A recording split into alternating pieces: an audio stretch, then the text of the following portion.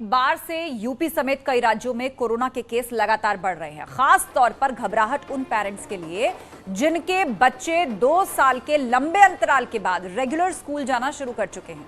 ऐसे में आज ही डीजीसीआई ने 6 से 12 साल के आयु वर्ग के बच्चों को कोरोना के खिलाफ कोवैक्सीन की मंजूरी दी है। यह मंजूरी फिलहाल इमरजेंसी इस्तेमाल के लिए दी गई है और इसी पर हम चर्चा करेंगे और एक्सपर्ट से जानेंगे कि आखिर क्या है इससे जुड़ी हुई तमाम जानकारी। लेकिन उससे पहले यह रिपोर्ट आपको दिखाते हैं।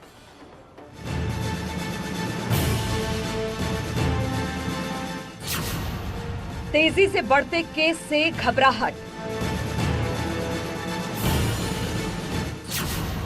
कोरोना की चौथी लहर की आहट। गहनता के साथ में हमने इम्यूनाइजेशन चलाया और टीकाकरण किया तो उससे हमने बहुत बड़ी पॉपुलेशन को कवर कर लिया। 6 से 12 साल के बच्चों को लगेगी वैक्सीन।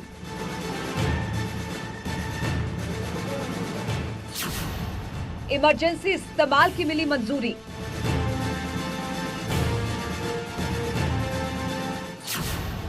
कोरोना के खिलाफ सावधानी बड़ा हथियार। तो अब ऑक्सीजन की कमी नहीं होगी क्योंकि सारे जितने भी कोविड के अस्पताल बनाए गए थे, जितने भी डिस्ट्रिक्ट हॉस्पिटल थे, वहां ऑक्सीजन की पर्याप्त मात्रा में तैयारी कर दी गई है।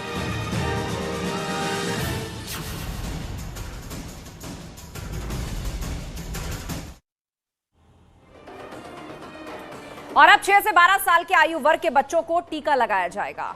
डीजीसीआई ने 6 से 12 साल के बच्चों को कोवैक्सीन की इजाजत दे दी है। तो कोवैक्सीन लगेगी अब 6 से 12 साल के बच्चों को। कोवैक्सीन को हैदराबाद की भारत बायोटेक ने तैयार किया है। यह भारत की स्वदेशी वैक्सीन है। कोरोना के नए XE वेरिएंट की चपेट में बच्चे आ रहे हैं जो कि म्यूटेशन है ओमिक्रॉन का। 3 हफ्तों में बच्चों में फ्लू जैसे लक्षणों में काफी इजाफा हुआ है। इस तरह के सिम्टम्स बच्चों में दिखने लगे हैं जैसे कि फ्लू होता है। बीते 3 हफ्तों का ये ऑब्जर्वेशन है। तो कुल मिलाकर अब 6 से 12 साल के बच्चों को ये जो है कोवैक्सीन लगाई जाएगी। और चर्चा के लिए पूरा गेस्ट पैनल हमारे साथ जुड़ चुका है। डॉक्टर मनोज कुमार है, डायरेक्टर मैक्स हॉस्पिटल। डॉक्टर मेघना फड़के हैं, पेडियाट्रिशियन है मेट्रो हॉस्पिटल।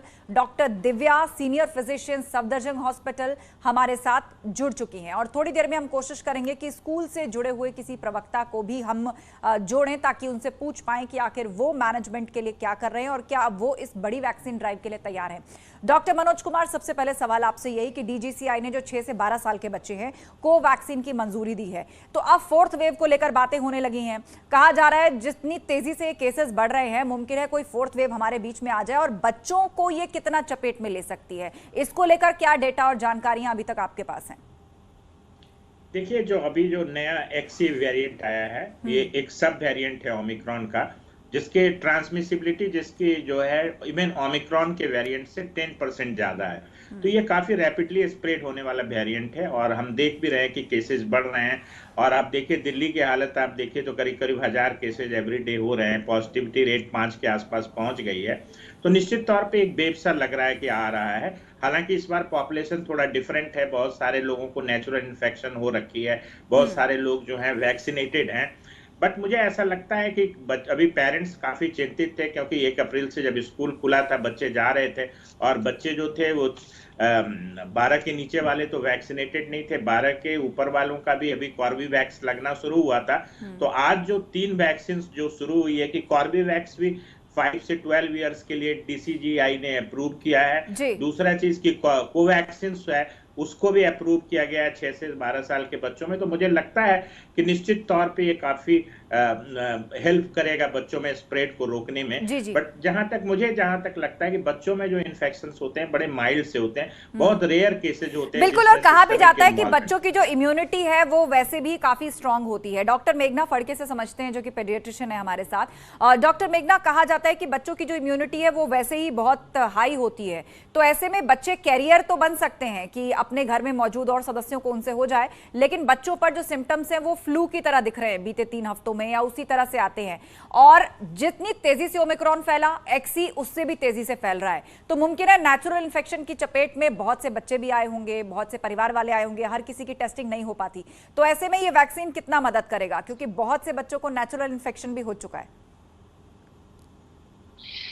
जी देखिए, ऐसा है कि बच्चों को नेचुरल इन्फेक्शन हो चुका है। लास्ट ओमिक्रॉन वेव जो जनवरी का था, उसके बाद हम अगर रूटीनली भी किसी का हमने एंटीबॉडी स्टेटस करा है, तो काफी बच्चों की एंटीबॉडीज वैसे भी पॉजिटिव आई हैं।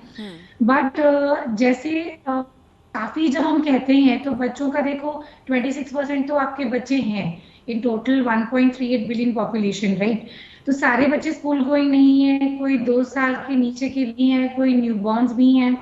2 to 12 या 2 to 14 ईयर्स के बच्चे वैक्सीनेटेड रहते हैं, तो वो हमेशा ही अच्छा रहता है। बिकॉज अभी जो हमारे पास केसेस आ रहे हैं उसमें जिनको कोमोबिडिटीज होती हैं, जैसे हार्ट का कोई प्रॉब्लम है या जिनको एस्थमा है, वो केसेस ज्यादातर हमारे पास आ रहे हैं एग्जैजरेशन के साथ में। और इसका कारण ये ओमिक्रॉन का नया म्यूटेंट भी हो सकता है, प्लस जो थोड़े बहुत फ्लू के केसेस हैं वो भी हो सकते हैं। जी। तो ऐसे कोमोबिडिटीज वाले जो बच्चे हैं उनके लिए स्पेशली ये हेल्प करेगा। एंड ओवरऑल उनमें क्योंकि मोर्टेलिटी का चांसेस हो सकते हैं, या एटलीस्ट इन करंट सिनेरियो में ये कह सकती हूँ हॉस्पिटलाइजेशन हो सकता है। नहीं तो ओमिक्रॉन वेव में भी हमने देखा है, या उसके पहले के वेव में भी बच्चों में हॉस्पिटलाइजेशन बहुत कम रहा है। सो आई थिंक वैक्सीन आना ये तो बहुत अच्छी बात है, बिकॉज वेरिएंट्स तो और निकलेंगे ही। So it is a preparation for the population ahead also. जी बिल्कुल। तो 6 से 12 साल तक के बच्चों को जो वैक्सीनेशन इमरजेंसी अप्रूवल जो मिला है, उसे लेकर काफी पॉजिटिव रिस्पांस जो है मेडिकल फ्रेटर्निटी से मिल रहा है कि 4th वेव जैसी कोई चीज अगर आ सकती है या हमारे करीब है, तो हम कैसे मोर्टेलिटी रेट को जो है वो कम करें, स्पेशली बच्चों को बचाएं, क्योंकि बच्चों पर असर आ सकता है। डॉक्टर दिव्या हमारे साथ है, सीनियर फिजिशियन। डॉक्टर दिव्या, किसी भी वायरल इन्फेक्शन से लड़ना यदि है बॉडी को, तो वो सारा खेल कहा जाता है कि आपकी इम्यूनिटी का ही होता है। मेडिसिन सिर्फ मैनेजमेंट के लिए होती हैं, तो ऐसे में बच्चों को किस तरह से तैयार रखा जाए? ये जो नया वेरिएंट है, इससे संबंधित कितनी जानकारी हमारे पास है और कैसे फिट रखा जाए? जी, ये पहले एक चीज मैं बताना चाहती हूँ कि ये जो पहले जो वेव्स आए हैं उनमें जो हमने गलतियां ये किया है कि हम बहुत ज्यादा पैनिक होते थे, और अब हमारे पास एक बेनिफिट ये है, काफी सारे अडल्ट्स ऑलरेडी वैक्सीनेटेड हो चुके हैं। उससे क्या होता है, एक हर्ड इम्यूनिटी डेवलप होता है, और जब ये हर्ड इम्यूनिटी डेवलप होता है और काफी सारे इंडिविजुअल्स के बॉडी में ऑलरेडी एंटीबॉडीज डेवलप हो चुकी है, तो इस हर्ड इम्यूनिटी की वजह से ऐसा होता है, it's kind of a guard against the children. तो हम वही पहले से जो कहते आ रहे हैं कि stay away, masking, unnecessary gatherings और क्राउडेड प्लेसेस में जाना, और फिर unnecessary mouth, eyes and nose ये सब टच करना, हैंड वॉशिंग, ये सब जो छोटे छोटे चीजें हैं ये पहले से ही जो फॉलो करते आ रहे थे, अभी भी फॉलो करते आएंगे। तो I think this would help in a better way. And बच्चों को जैसे वैक्सीनेशन, जैसे टाइम टू टाइम अभी जो इमरजेंसी वैक्सीनेशन का रूल आया है, वो इमरजेंसी बच्चों को लेके जाएंगे और वैक्सीनेट करा देंगे, तो I think it will help in a good वे।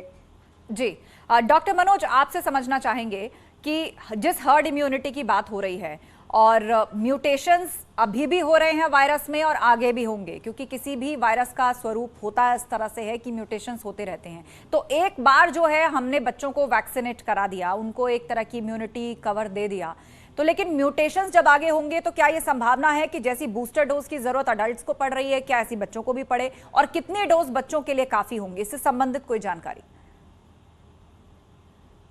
सहमत हूँ कि वायरस, और खास करके जो आरएनए वायरस है, जो SARS-CoV-2 है, ये रेगुलरली म्यूटेट करता रहता है, तो हमारे पास और भी वेरिएंट्स आएंगे।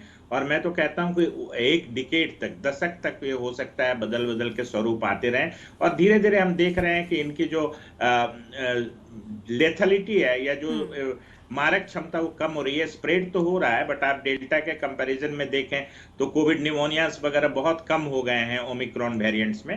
तो बच्चों को भी जो वैक्सीन लग रहे हैं, अभी जो हमें 2 वैक्सीन कॉर्बेवैक्स और ये जो आज जो अप्रूव हुआ ये क्या कहते हैं कोवैक्सीन, जो भारत बायोटेक का है, उसकी भी अभी जो रिपोर्ट्स है वो हम हमेशा कंपनी को 15-15 दिन पे सबमिट करनी है, सेफ्टी डेटा को सबमिट करनी है, और ये 5 महीने तक करना है। तो ट्रायल्स के बाद भी हम लोग कॉशस हैं कि इसके साइड इफेक्ट्स या एडवर्स इफेक्ट्स क्या होंगे। जहां तक वैक्सीनेटेड पीपल में भी नए वेरिएंट से इन्फेक्शन होता है, इसको ब्रेक थ्रू इन्फेक्शन बोलते हैं, और ये कॉमन है। बट आपको यहाँ समझना चाहिएगा कि वैक्सीनेशन जो है सीवियर डिजीज और ये डेथ को प्रिवेंट जरूर करती है, और खास करके सेलुलर जो इम्यूनिटी है, सेल मीडिएटेड इम्यूनिटी है, वो आपको हेल्प करती है वायरस से, नए वाले वेरिएंट से भी लड़ने के लिए। तो निश्चित तौर पे वैक्सीनेशन और बूस्टर डोज का रोल रहेगा।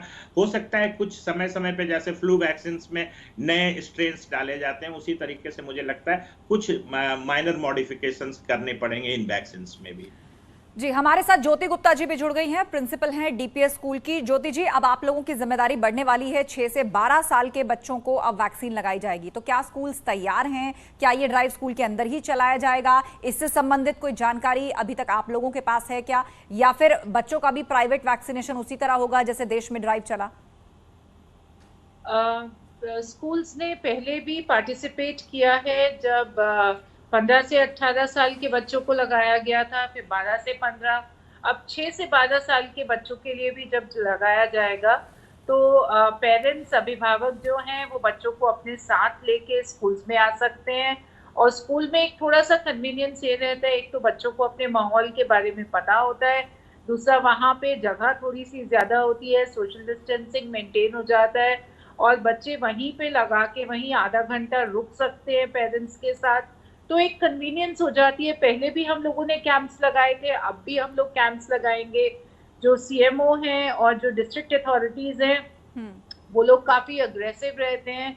हमारे स्कूलों के ग्रुप्स बने हुए हैं, हमें बताना होता है कि कितने बच्चे हम लोगों ने वैक्सीनेट कर दिए हैं, और जो बच्चे स्कूल में नहीं आ रहे हैं वो लोग बाहर से कहाँ से वैक्सीनेशन करवा रहे हैं, तो वो सब जानकारी हमें डिस्ट्रिक्ट अथॉरिटीज को देनी होती है। मैं यहाँ पर खासतौर पे अगर गाजियाबाद अथॉरिटीज की बात करूँ तो काफ़ी अग्रेसिव रहे हैं पिछले टाइम भी, और बहुत अच्छा मतलब बच्चों का स्कोर वैक्सीनेशन का यहाँ पर हुआ है, और सभी स्कूलों ने मिलके बच्चों को वैक्सीनेट करवाया है। अब स्कूल्स खुल गए हैं तो हमें बच्चों की सेफ्टी भी देखनी होगी, टीचर्स की भी सेफ्टी देखनी होगी, सभी लोग जो स्कूल में आ रहे हैं उनकी सेफ्टी देखनी होगी। इसलिए बच्चों को वैक्सीनेट करवाना बहुत ज़रूरी है। अभी जैसे डॉक्टर साहब ने कहा कि अगर संक्रमण होता भी है तो बहुत ज़्यादा सीवियर जो है वो बच्चों को प्रॉब्लम नहीं होगी। तो अभी तक तो हम लोग ये कहते थे आप अपना डबली वैक्सीनेटेड सर्टिफिकेट दिखाइए, पर जब 4 तारीख से 1 तारीख से स्कूल खुले तो छोटे बच्चों को तो वैक्सीनेशन नहीं हुआ था, तो वो चीज बेमानी हो गई थी हम सबके लिए। पर अब जब सारे बच्चे वैक्सीनेट होने लगेंगे तो कहीं ना कहीं पेरेंट्स को बहुत सेटिस्फैक्शन रहेगा और स्कूल्स को भी सेटिस्फैक्शन रहेगा कि सभी बच्चे जो है वो वैक्सीनेट होके ही स्कूल में आ रहे हैं। ठीक है, डॉक्टर मेघना फड़के, ये बताइए बच्चों के लिए कितनी डोज, जैसे अडल्ट्स को 2 डोज लगने हैं तो क्या बच्चों को भी 2 ही डोज लगेंगी? इसके बारे में कोई जानकारी अभी तक है? अभी ऑफिशियल जानकारी कोवैक्सीन की अभी और आनी चाहिए, बट कॉर्बीवैक्स में 2 डोजेज हैं। एंड मेरे हिसाब से जितना इम्यूनिटी बनता है उसके एक सीरो सर्वे होने के बाद बूस्टर डोज का रिकमेंडेशन भी होना चाहिए। बिकॉज हमें ये चीज़ समझनी चाहिए कि कोई भी वैक्सीन है उसका जनरली बूस्टर डोज या एटलीस्ट 2 डोजेस एक पर्टिकुलर मंथ अपार्ट होते हैं। बिकॉज आपको जो इम्यूनिटी रिस्पॉन्स आपका शरीर में टारगेटेड प्रोटीन के अगेंस्ट बनता है उसका फिर एक मेमोरी सेल में भी उसका मतलब मेमोरी रहता है, सो दैट आफ्टर 6 months और 7 months जब भी पर्टिकुलर एक्सपोजर हो तो बच्चे के पास इम्यूनिटी रहे या इम्यूनिटी बनाने की क्षमता रहे। तो 2 डोजेस तो डेफिनेटली लगेंगे ही लगेंगे। कोवैक्सीन आई थिंक सम और इन्फॉर्मेशन लगेगा, but positively there has to be 2 doses and the booster should be worked out.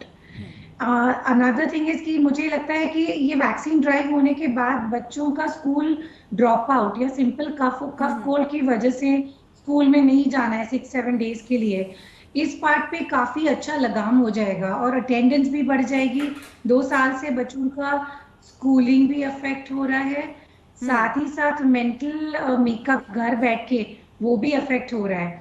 So I have seen many children are so happy जो ओपीडीज में आ रहे हैं अभी कि उनका स्कूल स्टार्ट हो गया है। एट द सेम टाइम ये वेव भी आ रहा है तो people were little skeptical, and I think with after that there will be summer vacation.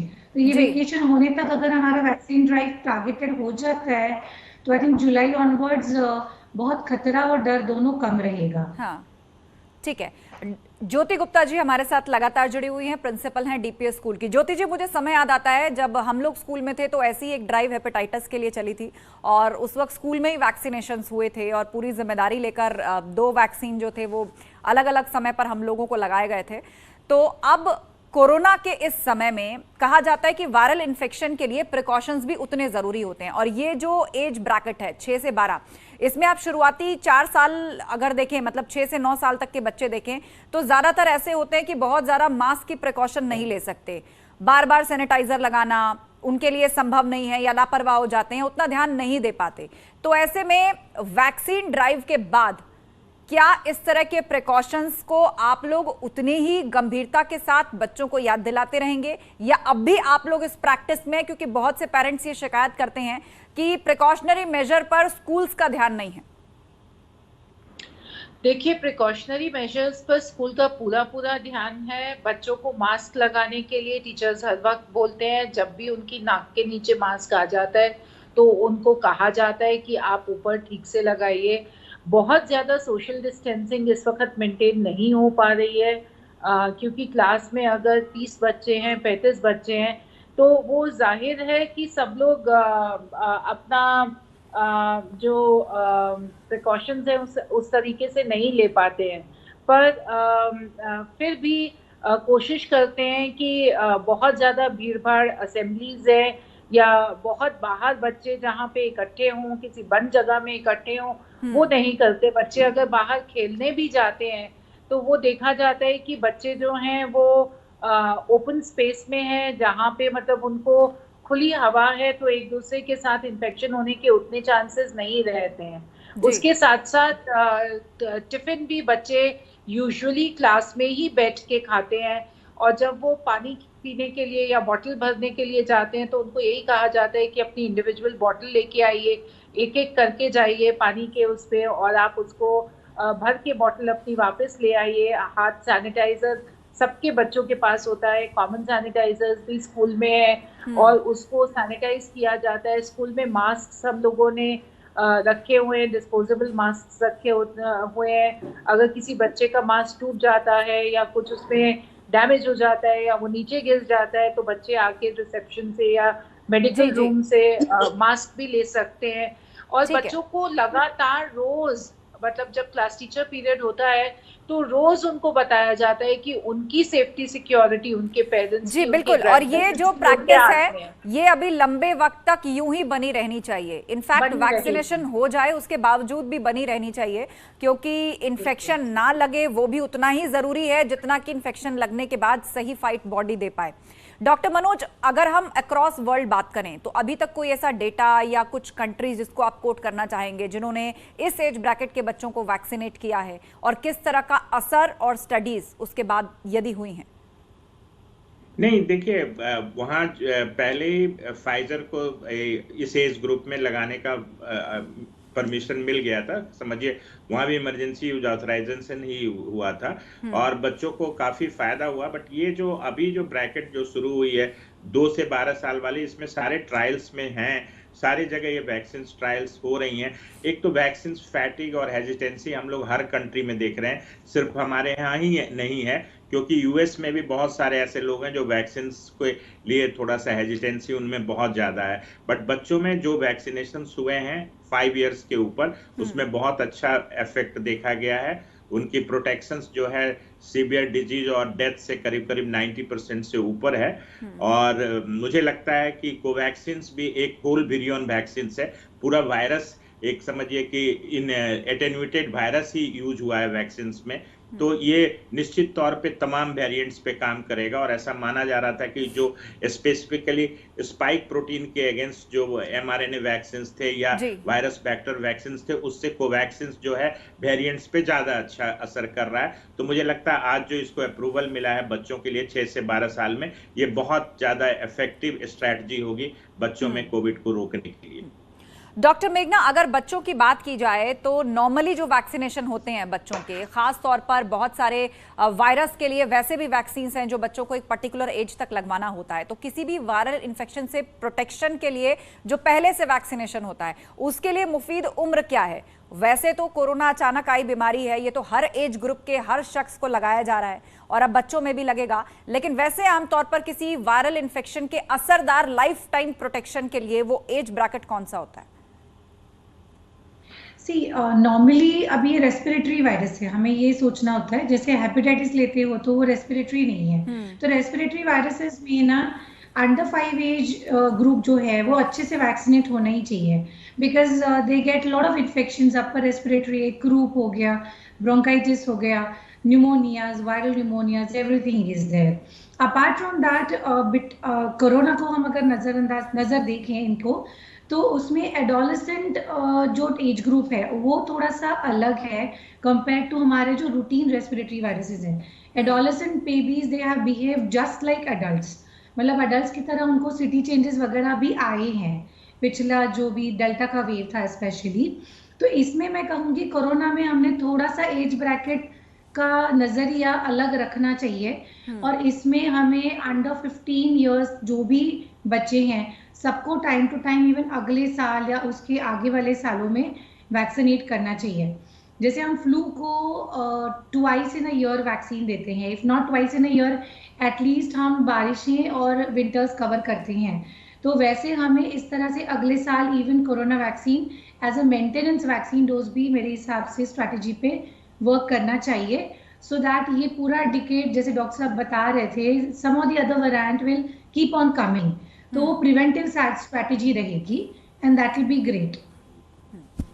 ज्योति गुप्ता जी, तो अब स्कूल्स को एक बड़ी तैयारी करनी होगी, और अगर स्कूल के अंदर ही वैक्सीनेशन कैंप लगेंगे तो आप लोगों को भी एक बड़ी तैयारी करनी होगी, और हो सकता है आने वाला जो समर वेकेशन है उसमें आप लोगों की ये ड्यूटी बढ़ जाए। हम लोग तैयार हैं, बच्चों की सेफ्टी और सिक्योरिटी से ज्यादा बढ़कर कुछ भी नहीं है। पहले भी हमने पार्टिसिपेट किया है, हमारी टीचर्स रोस्टर पे ड्यूटी पे रहती हैं, हमारे डॉक्टर्स और नर्सेस ड्यूटी पे रहते हैं, और पूरी टीम डिस्ट्रिक्ट की आती है, सीएमओ की आती है, और वो लोग एडमिनिस्टर करते हैं। स्कूल्स को सिर्फ एक कंप्यूटर देना होता है, कुछ बैठने की जगह देनी होती है, कुछ कमरे देने होते हैं, और कुछ वैक्सीनेशन के लिए जगह देनी होती है, रेफ्रिजरेटर देने होते हैं। तो हम लोग सब तैयार हैं, और सब लोग अपने अपने स्कूल में बुला के जब अपने बच्चों को वैक्सीनेट करा लेंगे तो सबके लिए इजी हो जाएगा, और ये डिसेंट्रलाइज तरीके से बहुत जल्दी एकम्प्लिश हो जाएगा। हम खुश हैं कि गवर्नमेंट ने इसको जो है अब सोचा है कि वो बच्चों को लगाएंगे, वैक्सीनेट करेंगे, तो वी आर वेरी हैप्पी और खुश हैं कि बच्चे जो है वो थोड़ी से सेफली स्कूल आ पाएंगे। डॉक्टर मनोज, 6 से 12 साल के बच्चों को अगर देखा जाए तो ये जो एक्सी वेरिएंट है जो कि ओमिक्रॉन का ही म्यूटेशन है, किस तरह के सिम्टम्स देखे जा रहे हैं? क्या कॉमन फ्लू या कॉमन कोल्ड से अलग हटकर कुछ है? पहचाना कैसे जाए? देखिए, जो कॉमन सिम्टम्स जो ओमिक्रॉन के थे, जैसे गले में खराश, नेजल डिस्चार्ज, 2-3 दिन का फीवर, बॉडी एक, थोड़े से स्किन में चेंजेस, इस तरह के ही सिम्टम्स हैं, क्योंकि मेजर सिम्टम्स ओमिक्रॉन्स के और इस सब वेरिएंट्स या उसी लीनिएज का वेरिएंट कहिए जो ये एक्सी आया है, उसके सिम्टम्स सेम ही हैं। ऐसा कुछ नहीं है कि बहुत ज़्यादा गैस्ट्रोइंटेस्टिनल सिम्टम्स हैं, बट वेरिएशंस ऑफ सिम्टम्स भी है। किसी को पेट का भी सिम्टम्स होता है, लूज मोशंस के सिम्टम्स हो रहे हैं, तो इस तरह के बच्चों में सिम्टम्स आ रहे हैं। बेसिकली यूआई जैसा ही सिम्टम्स है, अपर रेस्पिरेटरी इन्फेक्शन जैसा। बट एक चीज़ मैं यहाँ दर्शकों को आपके माध्यम से बता दूँ कि कोविड कभी भी कॉमन फ्लू की तरह नहीं है। कभी भी इसको उस तरीके से ना लें कि कॉमन फ्लू है, क्योंकि कोविड के कुछ जो कॉम्प्लिकेशंस हैं, लॉन्ग कोविड है और लंग्स पे जो इफेक्ट है। आजकल देखिए लॉन्ग कोविड बहुत चर्चित विषय रहा है। लॉन्ग कोविड की मैकेनिज्म भी ढूंढी जा रही है कि वेगल नर्व डिसफंक्शन है या वेगल नर्व डिसफंक्शन एक थ्योरी आई है कि जिसके वजह से लॉन्ग कोविड सिंड्रोम होते हैं, जिसमें ब्लड का क्लॉट बनना, धड़कनों का तेज हो जाना, और लंग्स पे तो कभी कभी परमानेंट फाइब्रोसिस वगैरह होती है। तो मुझे लगता है कि इसको भी बहुत लाइटली नहीं लेना चाहिए, और इसको कभी भी ये इक्विवेलेंट नहीं मानना चाहिए कि ओमिक्रॉन सर्दी खांसी जैसा कोई बुखार है। ये कोविड है, और कोविड को कभी भी लाइटली नहीं लेना है। बट डेफिनेटली इसमें फेफड़ों का संक्रमण और डेथ रेट कम है, क्योंकि जो हमने डेल्टा वेरिएंट्स में देखा कि हाहाकार मच गया था, 2 दिन के अंदर पूरे लंग्स फ्लोरिड व्हाइट हो जाते थे, वो चीज नहीं है। तो ये बहुत अच्छी बात है, क्योंकि ऑक्सीजन सैचुरेशन गिरता नहीं है, हाइपोक्सीमिया नहीं होता है, तो ये घर में ट्रीट हो जाता है, ऑक्सीजन की रिक्वायरमेंट ही ज्यादा नहीं महसूस होती है लोगों को। तो मुझे लगता है कि सावधानी बरतनी है, क्योंकि लॉन्ग कोविड से बचना है, ओमिक्रॉन को भी कॉमन कोल्ड की तरह नहीं देखना है, और इसके लिए भी मुझे लगता है कोविड एप्रोप्रिएट बिहेवियर और वैक्सीनेशन सबसे कारगर कदम होंगे। ये बहुत महत्वपूर्ण बात आपने बताई कि मतलब कोविड को नॉर्मल कॉमन कोल्ड या फ्लू की तरह नहीं देखना है। बेशक सिम्टम आपको हल्के आ रहे हैं, लेकिन आपको ये हमेशा ध्यान रखना है कि ये लंग्स पर इफेक्ट कर सकता है, अंदर ही अंदर ये डैमेज पहुंचा सकता है, ब्लड क्लॉट्स बन सकते हैं। तो कोविड एप्रोप्रिएट बिहेवियर तो जारी रखना ही है, और साथ ही अगर हल्के सिम्टम्स के साथ यदि आप इस इन्फेक्शन से पार पा लेते हैं तो इस बुलावे में मत रहिएगा कि आप बिल्कुल कॉमन कोल्ड या कॉमन फ्लू की तरह ही जो है वो इस इन्फेक्शन को पार करके गए हैं। मुमकिन है अंदर ही अंदर कुछ कॉम्प्लिकेशंस हो सकते हैं, तो उस लिहाज से भी आपको अपनी बॉडी, अपने सिम्टम चेंजेस पर निगाह रखनी है। डॉक्टर दिव्या, सीनियर फिजिशियन हमारे साथ हैं। डॉक्टर दिव्या, बच्चों को लेकर हम खास तौर पर बात कर रहे हैं, तो आखिर इम्यूनिटी बूस्ट करना इस दौर में भी बहुत जरूरी है। तो आखिर बच्चों के लिए आप क्या रिकमेंड करना चाहेंगी कि कैसे उनको स्ट्रांग रखा जाए, क्योंकि बच्चे हैं वो स्कूल भी जाएंगे, जरूरी नहीं है कोविड एप्रोप्रिएट बिहेवियर फॉलो कर पाएं, तो ऐसे में कुछ डाइट या आप कुछ ऐसा एक्सरसाइज या कुछ रूटीन में ऐड कराना चाहेंगी जिसके चलते बच्चे अपनी फिटनेस जो है वो मेंटेन रख पाएं?